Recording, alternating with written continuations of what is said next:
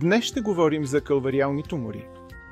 Калвариалните тумори, т.е. туморите на черепната кост, обикновено се проявяват при нас със симптоми като подутина на черепа.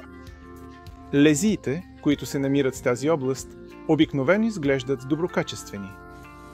Еозинофилният гранулом и остеомът са най-често срещаните лезии. За да можем да поставим точна диагноза, трябва да видим патологията след резекцията.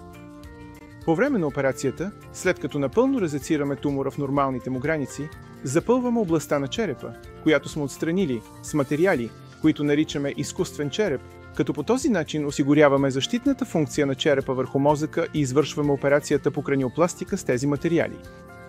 В някои случаи осъществяваме лечението, като имплантираме тези материали, които поставяме с помощта на мини плочки и винтове. Пациентът ни ще остане в болницата около един ден и планираме изписването му утре. В следващия период трябва да проследяваме пациента амбулаторно, като наблюдаваме и за евентуални инфекции. В зависимост от резултата от патологията заедно ще вземем решение дали ще се наложи допълнително лечение.